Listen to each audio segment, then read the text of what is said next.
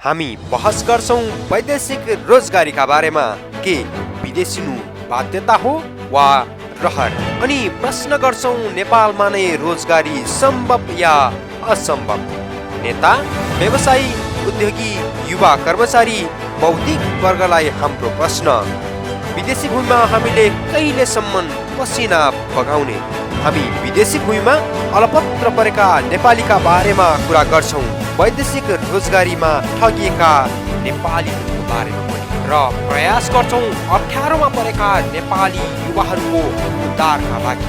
संयुक्त अरब इमिरेट्सको दुबईबाट कार्यक्रम परदेशबाट एलपी। आजको पत्रिकामा मैले एउटा पढेको थिएँ। के पढेको थिएँ भन्दाखेरि सरकारले अन्तर्राष्ट्रिय मुद्रा कोषबाट 48 अरब रुपियाँ ऋण लिएछ। अब त्यहाँ यो ऋण लिएको तीनवटा कारणहरू मध्येमा कुनै पनि कहीँ पनि देशको अर्थतन्त्रलाई सुधार्नको लागि अनुसन्धान तथा विकास अथवा नवप्रवर्तनको कामहरूमा, इनोभेसनको कामहरूमा पनि सुरु गर्ने भन्ने त कलज त छैन। त्यति बेला अहिलेको जस्तो अब थुप्रै स्कुलहरू, प्राइभेट स्कुलहरू, सरकारी स्कुलहरू, जता गए पनि स्कुल भन्ने थिएन। नेताहरूको मात्र कुरा भएन कि जनताको पनि यसमा दोष आयो। नेताले भनेपछि विश्वास गरिहाल्ने, अब गर्छन् गरे भनेर विश्वास गर्ने विकल्प छ। विश्वास गर्नुभन्दा अर्को विकल्प के छ भने विश्वास गरियो, अब गरेनन्। तर पटक पटक त हुँदैन नि त। पटक पटक चाहिँ विश्वास गर्ने भन्ने कुरा त काम हेरेर नेता छान्ने कुरा त नेताले आफैलाई त छान्दैन नि कहिले पनि। अर्थतन्त्रलाई सुधार्न एउटै मूल मन्त्र छ, त्यहाँ 10वटा मूल मन्त्र छैन। अर्थतन्त्रलाई सुधार्नको लागि चाहिने मूल मन्त्र हैन भनेको जस्तो अब गायत्री मन्त्र भनिन्छ नि हैन। गायत्री मन्त्रमा सबै चिज हुन्छ रे त्यो मन्त्रमा भने जस्तै अर्थतन्त्रलाई सुधार्नको लागि मूल मन्त्र भनेको अनुसन्धान तथा विकासलाई चाहिँ एकदमै के अरे उस गर्ने हो, एकदमै जोड दिने हो त्यो कुरा। तथ्यपरक अनि तत्कालै एउटा विशेष बहस। दिनदिनै परिवर्तन भइरहेको नेपाली समाज र लाखौं मानिसहरूको सपनाको एउटा चित्र। कार्यक्रम नेपाल वान रिभ्यू। जापानबाट प्रतीक कार्कीको साथ।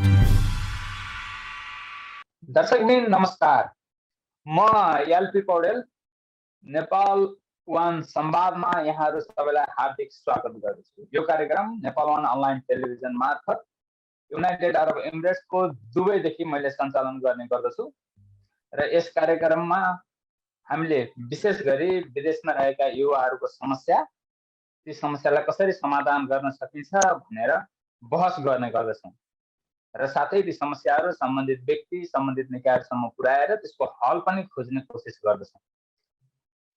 तर आज हामीसँग हाम्रा पाहुना अलिकति भिन्न वातावरणबाट आउनु भएको छ। उहाँ राजनीतिक वातावरणबाट भन्दा पनि समाजसेवी, एउटा आविष्कारक, वैज्ञानिक हुनुहुन्छ। उहाँहरू कोही नभएर हाम्रै महावीर पुञ्जी हुनुहुन्छ। आउनुहोस् उहाँलाई कार्यक्रममा स्वागत गरौँ। महावीर पुञ्जी नमस्कार, हजुरलाई कार्यक्रममा स्वागत छ। ल भन्नुहोस्, धन्यवाद छ। आराम हुनुहुन्छ? हजुर हुन त सामाजिक सञ्जालमा पनि एक्टिभ देखिने हुन्छ। हजुरका पोस्टहरू हामीले हेरिराखेकै हुन्छौँ, कमेन्टहरू देखिराखेकै हुन्छौँ। र पनि पछिल्लो समयमा हजुर खास विशेष गरी केमा व्यस्त हुनुहुन्छ? पछिल्लो समय भन्नाले मेरो पछिल्लो समय भनेको जीवनको विगत अब 4 वर्ष भनौँ, यसलाई चाहिँ मैले पछिल्लो समय भन्छु। यो विगत 4 वर्षमा चाहिँ खास गरी म यो अनुसन्धानको कामहरूमा यो युवा पिँढीलाई, नयाँ भाइ बहिनीहरूलाई अथवा कोही पनि भाइ बहिनीहरू भन्नाले म भन्दा सानो मात्रै भन्ने बुझिन्छ, जोसुकै पनि हजुर भाइ बहिनीहरू अथवा जोसुकैले पनि जसमा चाहिँ केही गर्ने एउटा नयाँ नयाँ आइडियाहरू छन् र त्यो आइडियाहरूमा चाहिँ को विकास गरेर त्यो आइडियाहरूका विकास गर्ने भनेको के हो भने आइडियाहरूलाई चाहिँ अगाडि बढाउनको लागि अनुसन्धान गर्नुपर्छ। अनुसन्धान गरेर त्यो आइडियाहरूबाट कुनै अलिकति काम लाग्ने चिज निकाल्ने, जो काम लाग्ने चिज भनेको जनताहरूलाई फाइदा हुने किसिमको चिजहरू निकाल्ने अनि हजुर त्यसबाट चाहिँ व्यवसाय गर्ने, रोजगारीको सिर्जना गर्ने जस्ता कामहरूमा चाहिँ सहयोग पुर्याउने भनेर राष्ट्रिय आविष्कार केन्द्र खोलिएको छ र यो राष्ट्रिय आविष्कार केन्द्रमा नै मेरो सम्पूर्ण 24 घन्टा चाहिँ हरेक दिनको 24 घन्टा विगत 4 वर्षदेखि बितिरहेको छ र यसमा एउटा भन्नुपर्ने कुरा के छ भने यहाँ 24 घन्टा बसेर मैले चाहिँ अनुसन्धान गर्ने होइन, मैले चाहिँ हजुर अनुसन्धान गर्न आउनेहरूलाई जस्तो नयाँ नयाँ आइडियाहरू लिएर विभिन्न विषयका, कसैले कृषि विषयमा चाहिँ नयाँ आइडियाहरू लिएर आउँछन्, कसैले चाहिँ के अरे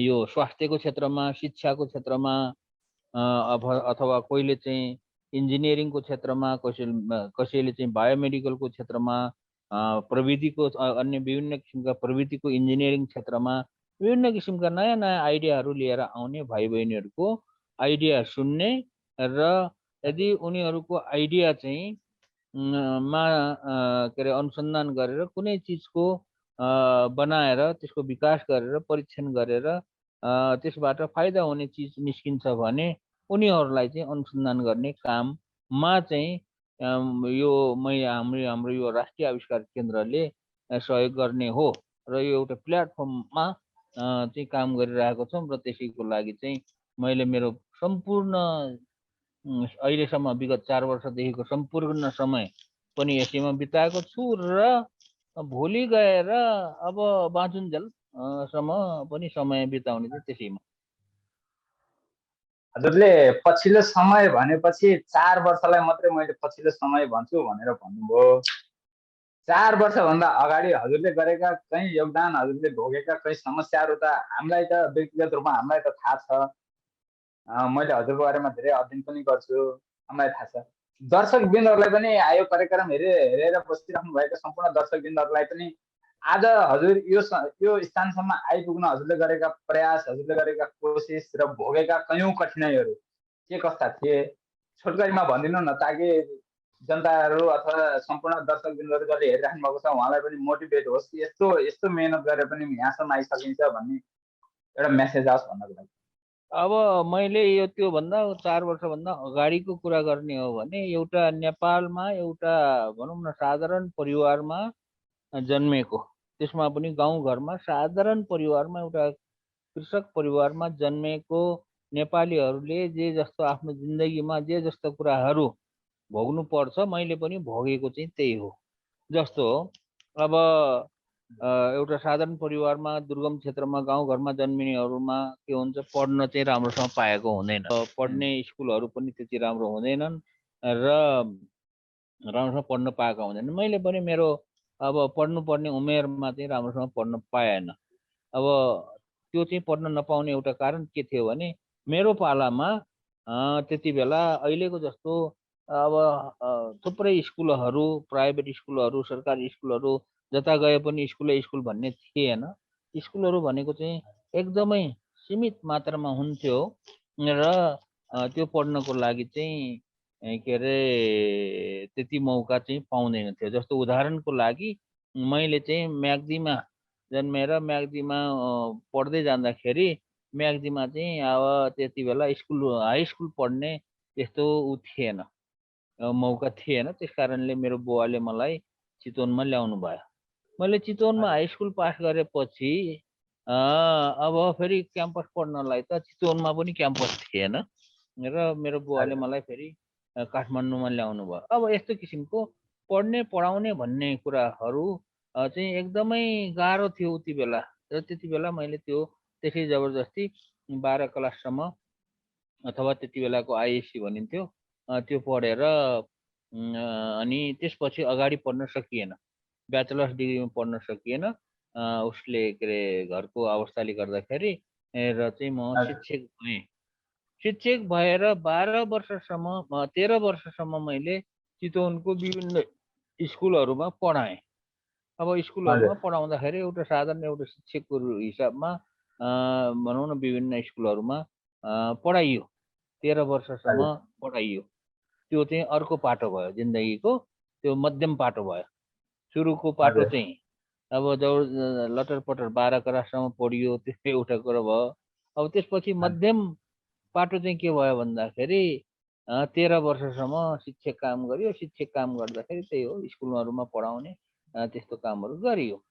अब त्यसपछिको चाहिँ अर्को पाटो के आयो भने 13 वर्ष शिक्षक भएर काम गरिसकेपछि अब अमेरिका पढ्न जाने एउटा मौका भयो। त्यो मौका पनि हजुर कसैले ल्याइदिएको होइन, आफैले जसरी हुन्छ खोज खन्तर गरेर प्रयास गरेर चाहिँ अमेरिका पढ्न जान मौका मिल्यो र अमेरिका पढ्न जाने अर्को पाटो भयो। र अमेरिकाबाट पढेर आइसकेपछि पढ्ने बित्तिकै म अमेरिकामा बसिनँ। अमेरिका नबसिकन नेपालमा आएँ। नेपालमा आएर चाहिँ अब गाउँघरमा एउटा समाज सेवाको काम गर्न थालेँ। समाज सेवाको काम गर्दाखेरि विभिन्न किसिमको सामुदायिक विकासको कामहरू, शिक्षाको विकासको लागि, स्वास्थ्यको सेवाको लागि, पर्यटनको विकासको लागि, आय आर्जनका विकासहरूको लागि भन्ने किसिमले अब विभिन्न किसिमको कामहरू गरियो। र यो सबै कामहरू गर्दै अमेरिकाबाट फर्केर पनि म चाहिँ पुरा 22 वर्षसम्म त गाउँमा बसेर नै के अरे यो विभिन्न किसिमको गाउँलेहरूसँग काम गरेँ। सामुदायिक विकासको कामहरू गरियो। त्यस कारणले हजुर जस्तो अब हामीले गर्छौँ भनेर त अहिलेदेखि होइन, उहिलेदेखि नेपाललाई चाहिँ एउटा चाहिँ अति विकसित देश बनाउँछौँ भन्ने त सबैले भनेको छ होइन। तर भन्न बनाउँछौँ भन्न भन्ने त नेताहरूले फेरि नभनिकन कहाँबाट भोट पाएर उहाँ पुग्छन् त, त्यति त होइन, भनिहाल्छ नि बनाउ उनीहरूले। होइन, त्यो नेताहरूको मात्र कुरा भएन कि जनताको पनि यसमा दोष आयो। नेताले भनेपछि विश्वास गरिहाल्ने, अब गर्छन् गरे भनेर विश्वास गर्ने। जनताले पनि ठिक विश्वास छ, विश्वास गर्नुभन्दा अर्को विकल्प पनि छैन नि त हाम्रो। होइन विकल्प छ। विश्वास गर्नुभन्दा अर्को विकल्प के छ भने होइन, एक दुई पटक विश्वास गर्दा गर्दै अब भनौँ के अरे विश्वास गरियो, अब गरेनन्। तर पटक पटक त हुँदैन नि त। पटक पटक चाहिँ विश्वास गर्ने भन्ने कुरा त काम हेरेर नेता छान्ने कुरा त नेताले आफैलाई त छान्दैन नि कहिले पनि। नेतालाई छान्ने त को हो त भन्दाखेरि जनता हो। जनताले भोट दिएर छान्ने हो। ठिक छ, जनताहरू 2-4 पटक लचिप्ले, तर हजुर बारम्बार यसरी चिप्लुनु त हुँदैन त। त्यस कारणले नेताहरूलाई मात्र यो म चाहिँ दोष दिन्न। यो जनताले पनि यसको यो दोषलाई चाहिँ आफूले पनि स्वीकार गर्नुपर्छ। आफूले गरेको गल्तीलाई हामीले गल्ती गरेको भनेर भन्नै पर्छ जनताले पनि। अब नेताहरूले त अब सुन्नेवाला चाहिँ मैले देख्दैन। त्यस कारणले अर्थतन्त्रलाई सुधार्न एउटै मूल मन्त्र छ, त्यहाँ 10वटा मूल मन्त्र छैन। अर्थतन्त्रलाई सुधार्नको लागि चाहिने मूल मन्त्र होइन भनेको जस्तो अब गायत्री मन्त्र भनिन्छ नि होइन। गायत्री मन्त्रमा सबै चिज हुन्छ अरे त्यो मन्त्रमा भने जस्तै अर्थतन्त्रलाई सुधार्नको लागि मूल मन्त्र भनेको अनुसन्धान तथा विकासलाई चाहिँ एकदमै के अरे उस गर्ने हो, एकदमै जोड दिने हो। त्यो कुरा एकदमै हजुर जोड दिने पर्ने कुरामा पटक्कै जोड नदिएपछि कसरी हुन्छ? कसरी चाहिँ देशको हजुर अर्थतन्त्र सुध्छ? जस्तो आजको पत्रिकामा मैले एउटा पढेको थिएँ। के पढेको थिएँ हजुर भन्दाखेरि सरकारले अन्तर्राष्ट्रिय मुद्रा कोषबाट 48 अरब रुपियाँ ऋण लिएछ। अनि त्यो ऋण लिएर गर्ने उद्देश्यहरूमा के राखेको छ त भन्दाखेरि कोभिडले गर्दाखेरि भएको त्यो कुराहरूलाई अब सहयोग गर्ने होइन, पिरमर्का परेकोहरूलाई कोभिडलाई चाहिँ बाट त्यो उस गर्ने एउटा कुरा त्यो राखेको रहेछ। अर्को कुरा भ्रष्टाचार न्यूनीकरण गर्न पारदर्शिताको लागि चाहिँ यो हाम्रो उसलाई चाहिँ काम कारबारलाई पारदर्शी गर्नको लागि ऋण लिएको भन्ने रहेछ। अनि अर्को कुरा, देशलाई चाहिँ देशको अर्थतन्त्रलाई यो कोभिडले गर्दाखेरि बिग्रेको देशको अर्थतन्त्रलाई सुधार्नको लागि चाहिँ भनेर ऋण लिएको रहेछ। अब त्यहाँ यो ऋण लिएको तीनवटा कारणहरू मध्येमा कुनै पनि कहीँ पनि देशको अर्थतन्त्रलाई सुधार्नको लागि अनुसन्धान तथा विकास अथवा नवप्रवर्तनको कामहरूमा, इनोभेसनको कामहरूमा पनि सुरु गर्ने भन्ने त क्लज त छैन, त्यहाँ त त्यो शर्त छैन।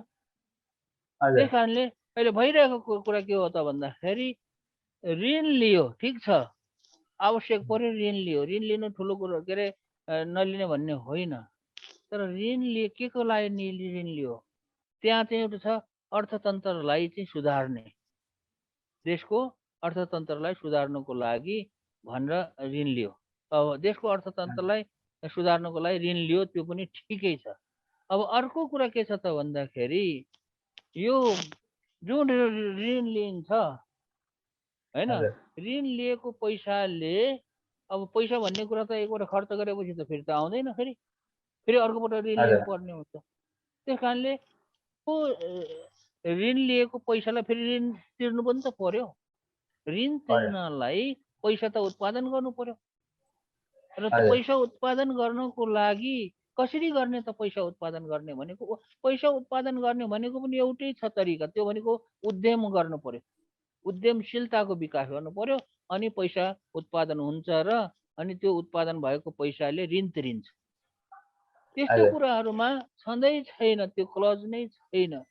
सिर्फ आर्थिक वृद्धि गर्ने, गरिबी न्यूनीकरण गर्ने, भ्रष्टाचार के अरे नियन्त्रण गर्ने, सुशासन ल्याउने भन्ने एउटा न्यु पार्यो, ऋण लियो, अनि अरू कुरा त गरेकै छैन।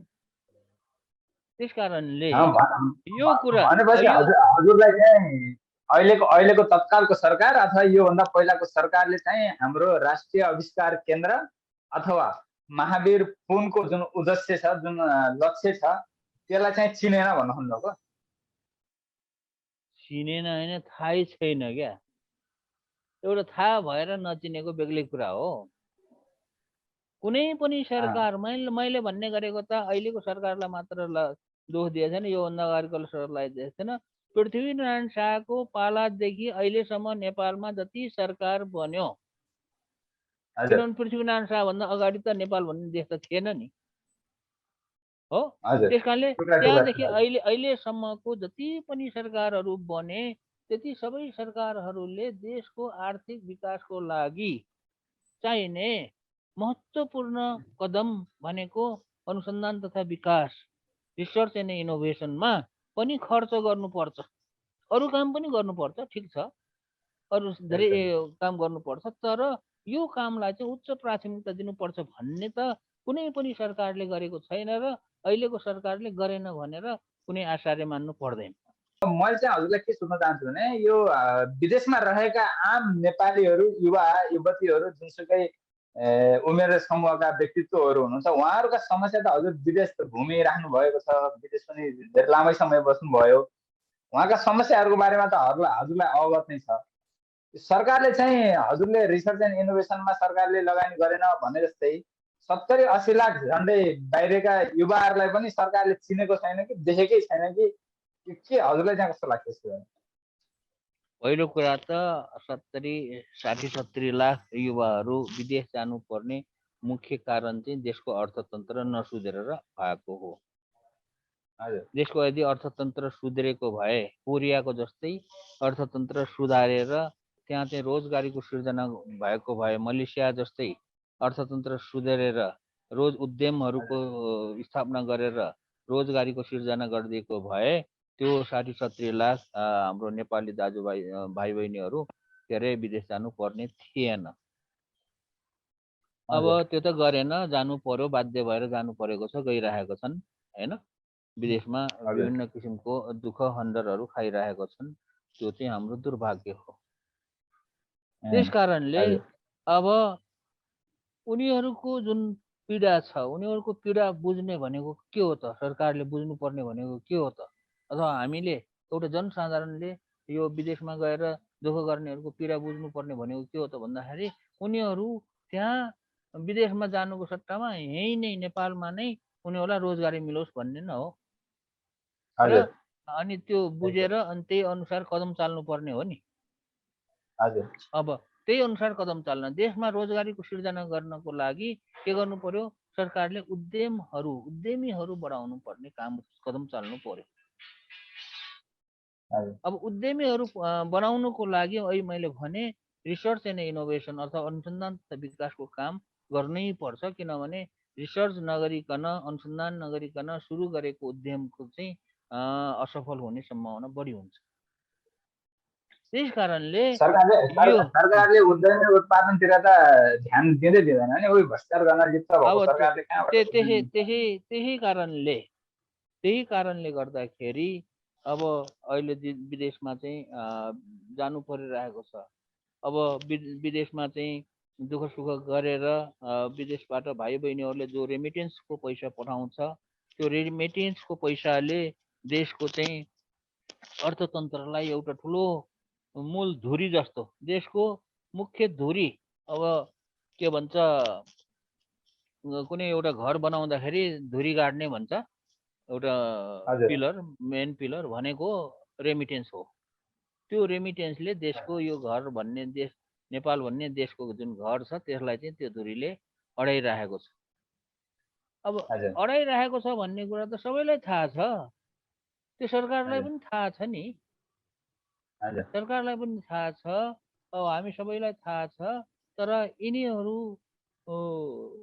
चाहिँ कति महत्त्वपूर्ण हो भन्ने कुरा त बुझ्दैन अथवा मैले केही हप्ता अगाडि मात्रै हाम्रो शेरबहादुर तामाङज्यूसँग यसरी नै इन्टरभ्यू लिँदै गरेको थिएँ। उहाँले चाहिँ मलाई विदेशबाट रेमिट नेपालमा भित्रेकै छैन भनेर भनिदिनु भयो। विदेशबाट कहाँ रेमिट भित्रेको छ? उनीहरूले त सामान लिएर आउँछन्, आफ्नो जो हो मात्रै गर्ने काम भएको छ, कहाँबाट रेमिट भित्रेको छ नेपालमा भनेर भन्नुभयो। अब उहाँलाई यसरी जवाफ दिनुपर्छ। उहाँलाई कसरी जवाफ दिनुपर्छ भने गएको आर्थिक वर्षमा, अब योभन्दा अघिल्लो भर्खरको आर्थिक वर्ष जो गयो, यो आर्थिक वर्षमा नेपालमा 13 खरब रुपियाँको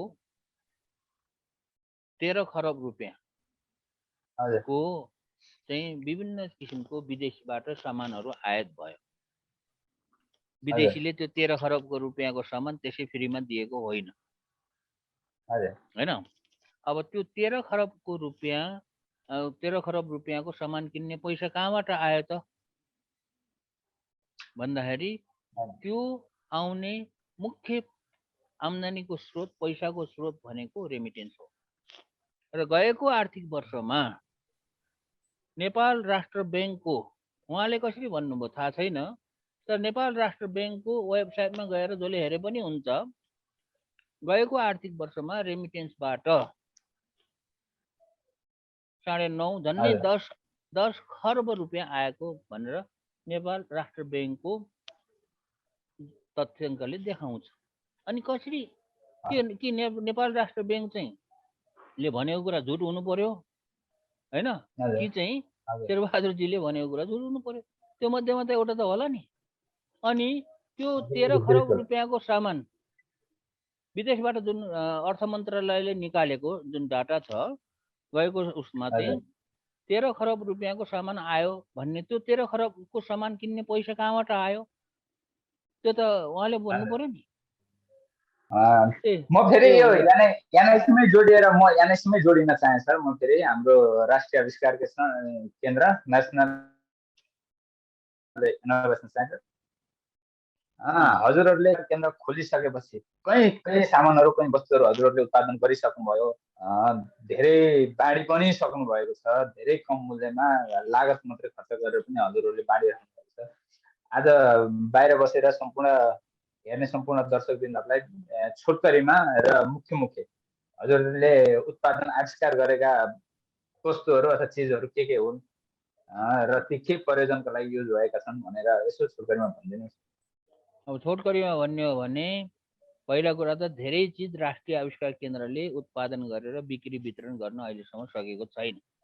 धेरै चिज हजुर अब त्यो यसमा अहिलेसम्म 3-4वटा सामानहरू चाहिँ अलिकति मार्केटमा जान थालेको छ।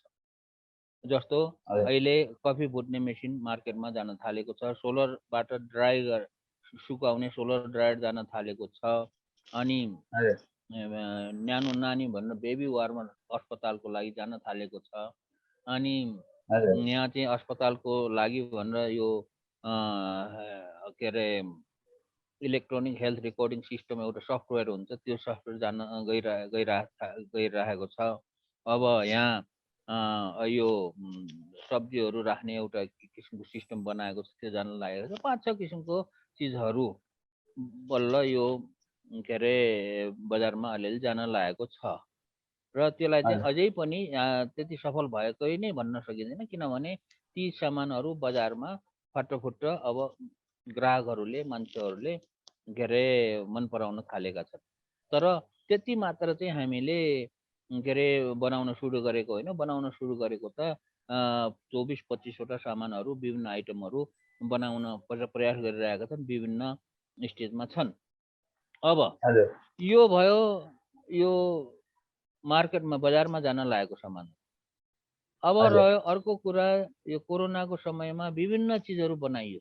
मैले भने मार्केटमा जानको लागि भनेर अहिले 24-25वटा सामानहरू बन्दैछन्, मध्येमा 5-7वटा चाहिँ जाने अवस्थामा छन्, त्यो भने होइन। कोरोनाको हजुर समयमा चाहिँ अहिले हामीले 13 किसिमको विभिन्न किसिमको 13 किसिमका सामानहरू बनाएर मैले बेला बेलामा फेसबुकमा पनि हालिरहेको थिएँ, हाम्रो वेबसाइटमा पनि छ। त्यो सामानहरू बनाएर चाहिँ वितरण गरियो, र हजुर जहाँसम्म कोरोनाको सामानहरू जुन बनाइयो 13 किसिमका, ती सामानहरू सबै सम्पूर्ण सामानहरू निःशुल्कमा चाहिँ वितरण गरेको हो। किनभने त्यो सामानहरू बनाउनको लागि अहिले देश विदेशमा बस्ने भाइ बहिनीहरूले संसारभरिबाट, नेपालभरि संसारभरिबाट सहयोगहरू 1000-2000देखि लिएर 2-4 लाख 5-10 लाखसम्मका सहयोगहरू चाहिँ उनीहरूले गरे, र त्यही सहयोग चाहिँ कोरोनाको लागि नै भनेर गरेको हुनाले हामीले उनीहरूले गरेको सहयोगको पैसाबाट निःशुल्क रूपमा चाहिँ सामानहरू बनाएर चाहिँ वितरण गरेको हो। अब जहाँसम्म अन्य सामानहरू जो बनाएर अहिले भर्खर बजारमा जानको लागि फाटाफुट्टो जान थालिरहेका छन् भन्ने कुराहरू, तिनीहरूकै सुरुवाती सामानहरू भएको हुनाले त्यसलाई चाहिँ कुनै धेरै नाफा राखेर त्यसको खर्चसम्म गरेर उठाएर चाहिँ दिने गरिएको छ। त्यस कारणले यसरी गर्दाखेरि कोरोनाको महामारीमा गरेको, अब त्यो त 13 किसिमको सामान त भनियो, अब त्यो 13 किसिमको सामानहरू कति पैसाको सामान थिए भन्ने कुरा पनि त भन्नु पर्यो होला नि। र कोरोनाको समयमा 8 करोड रुपियाँ त नगद हाम्रो आविष्कार केन्द्रको ब्याङ्कको खातामा आएको छ, 8 करोड रुपियाँभन्दा अझै अलिकति बढी पनि। र त्यो सबै पैसाको सामानहरू बनाएर हामीले कोरोनाको उसमा चाहिँ सबैलाई नेपालभरि त्यो अलिकति 2-4 ठाउँमा होइन, नेपालभरिका अस्पतालहरूमा र स्वास्थ्य चौकीहरूमा त्यो वितरण गरियो। 8 करोड त्यो नगद मात्र हो। त्योभन्दा बाहेकको चाहिँ के छ त भन्दाखेरि झन्डै 10 करोड रुपियाँ जतिको त विभिन्न किसिमको सामानहरू, कोरोनाको लागि चाहिने सामानहरूमा खास गरी विदेशीहरूले अनुदान होइन, दान गरेको सामानहरू, जस्तो भेन्टिलेटरहरू भयो, अक्सिजन कन्सन्ट्रेटरहरू भयो, विभिन्न मुलुकहरूबाट आएको छ, र विभिन्न अन्य सामानहरू भयो। ती सामानहरू पनि को मूल्याङ्कनै गर्ने हो भने पनि मिनिमम 10-11 करोड त त्यो छ। यस किसिमले त्यो मोटामोटी रकमको र सामानको हिसाब गर्दाखेरि राष्ट्रिय आविष्कार केन्द्रले कोरोनाको लागि मात्रै भनेर पनि झन्डै 20 करोड रुपियाँ जतिको त त्यति सामानहरू वितरण गरेको हो। अब रह्यो, अब त्यो चाहिँ भयो कोरोनाको समयमा। कोरोनाभन्दा अगाडि पनि को महामारी सुरुभन्दा अगाडि पनि अब भाइ बहिनीहरूले चाहिँ जतासुकैबाट दानहरू दिइरहेको थिए। त्यसैले यो राष्ट्रिय आविष्कार केन्द्र स्थापना गरेर यो अहिले जो प्रोजेक्टहरू भइरहेको छ, ती ती प्रोजेक्टहरूलाई चाहिँ त्यहीबाट चाहिँ सञ्चालन गरिरहेको हो। हामी लगभग कार्यक्रमको अन्तिम चरणमा आइपुगेका छौँ। यसै क्रममा म हजुरको टिम र यो अहिले आविष्कार केन्द्र अहिले हामीसँग जुन यो मुख्य कार्यालय यहाँ छ र भविष्यमा टिम विस्तार गरेर यो आविष्कार केन्द्रलाई नेपालका अन्य विभिन्न ठाउँमा एउटा ब्रान्च वेबाट विस्तार गर्ने पनि प्लान छ हजुरको? यस्तो हो, यो कुनै अफिस खोल्या जस्तो कुनै कम्पनी खोल्या जस्तो होइन। यो अनुसन्धान केन्द्र भनेको जस्तो कुनै कम्पनीले व्यवसायको लागि कुनै ठाउँमा चाहिँ एउटा कम्पनी खोलेर काम गर्छ, त्यसको विस्तार गर्नको लागि अर्को ठाउँमा अर्को कम्पनी खोलेर फेरि त्यो कामको चाहिँ विस्तार गर्छ भने जस्तो अनुसन्धानमा हुँदैन।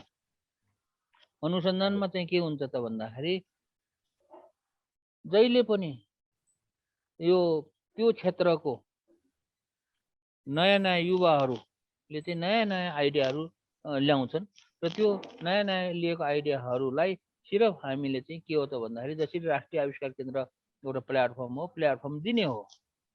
त्यो प्लेटफर्म दिनको लागि चाहिँ नयाँ नयाँ यस्तो किसिमको आविष्कार केन्द्रहरू जतासुकै खोल्नुपर्छ भन्ने छैन। सके त खोले हुन्छ, तर नसकेको अवस्थामा चाहिँ के छ त भन्दाखेरि जो चाहिँ यस्तो नयाँ किसिमका आइडियाहरू राम्रो राम्रो आइडियाहरू भएर लिएर आउँछन्, उनीहरूलाई जहाँ जे जस्तो छ त्यही हिसाबले चाहिँ हामीले चाहिँ के अरे सहयोग गर्नुपर्ने हुन्छ, अर्थात् अस्थायी रूपमा प्लेटफर्म पनि खोलिदिनु पर्ने हुन्छ। जस्तो उदाहरणको लागि कोही चाहिँ अब झापाको मान्छेले कुनै नयाँ आइडिया लियो भने त्यो आइडिया लिएर काठमाडौँ आउनु नपर्ने, अथवा कुनै नेपालगञ्ज उता पश्चिम डोटीको मान्छेले कोही भाइ बहिनीहरूलाई नयाँ आइडियाहरू आयो भने उनीहरू त्यसमा अनुसन्धान गर्नुको लागि चाहिँ के अरे काठमाडौँ नै आउनुपर्छ भन्ने हुँदैन। अब जहाँ जे जसरी हुन्छ त्यस्तो कुराहरूमा राष्ट्रिय आविष्कार केन्द्रले सहयोग गर्ने। जस्तो अहिले पनि कसैले चाहिँ भनौँ न अब